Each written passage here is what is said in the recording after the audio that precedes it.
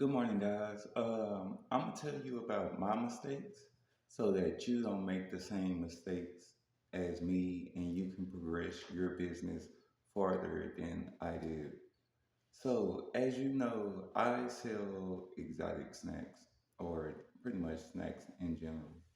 Um, the biggest mistake that I had made was mixing my money with like my personal money. So when I first started,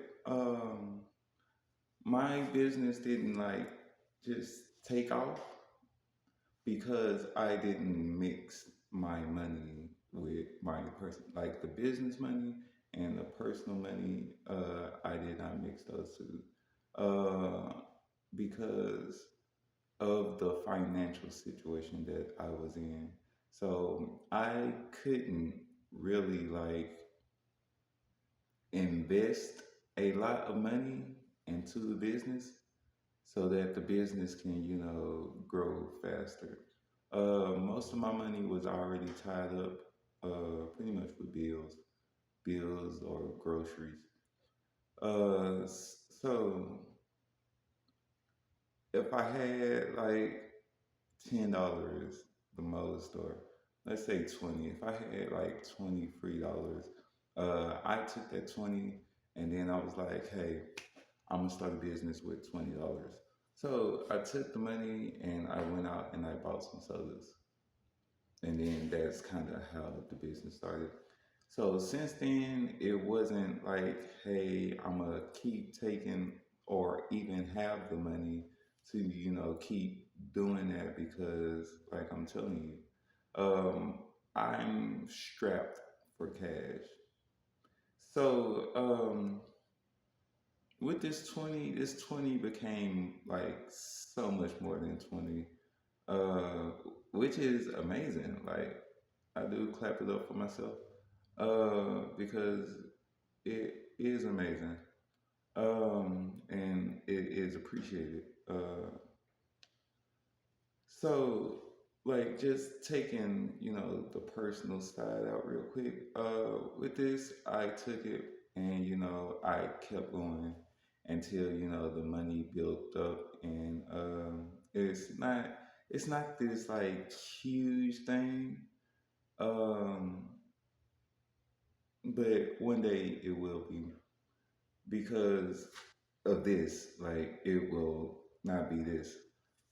So when it got to a point where it was like, hey, I am not like I go get some soda, or I go get chips, or I go get candy, or whatever, and then after I restock, um, it had got to a point to me for me where I would have extra money laying over. And instead of putting that money aside, I would take it and I would use it if I had like another bill or like my family needed something. So, and this is also what made it bad. What made it bad was it wasn't separated. It wasn't like its own two things. It was all one. So my personal and my business finances were all one, and usually my personal finances came first, and then it was like the business. So, since it's all going into the same account, it was like, hey, if the business needs something and something personal happens, then personal will take priority, and the money from the business will be used for whatever the personal thing is. But then the business would suffer because of the lack of funds to help the business out. You can prevent all of this by just doing pretty much two things. One, having the business money go somewhere else, and two, letting the business money just be the business money, and figuring the personal out. And that is the mistake that I was making. So the money being mixed, and then not just being like, hey, I'm gonna figure the personal part out.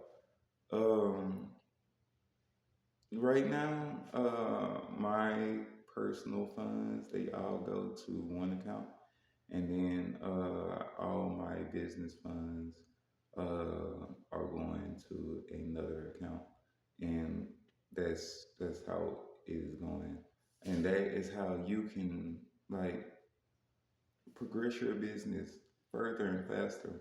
The simplest way is to just keep reinvesting into the business until the business gets to whatever point you are looking for. Um, you really there. Let me say honestly, there is no reason to start out and pay yourself. This is more than likely some sort of side hustle. And you want to get to the point where you can pay yourself, and that is not going to happen in the beginning as much as you would like it to. Do not take the money. Like soon, um, personal experience. Soon as you get the money, do not do anything else with it except reinvest it into your business.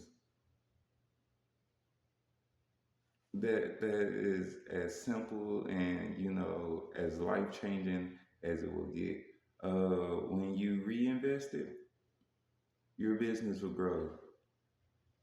Like you could not reinvest it, and your business will grow, and you could struggle it out and try to do it however. But if you reinvest it, your business will grow much faster. I started out selling sodas, and then I moved to selling chips. Then I moved to selling candy. But the process in which it took for me to get to from sodas to candy took the longest, and it didn't have to take as long of a time, or it didn't have to take up so much time if I would have just reinvested all of the funds, because instead of being like my timetable was pretty much like 3 months, and that is too long because you don't want to be like, hey, I've been selling sodas for 3 months, and now I can finally afford to start selling chips because I'm not really reinvesting the funds. So, instead of honestly, I got up to the point where I'm selling maybe 20. This is a crew of 25. So maybe like 20 sodas. 20 sodas a day.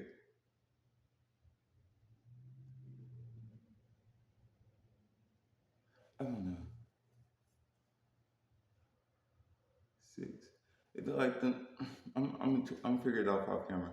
But I'm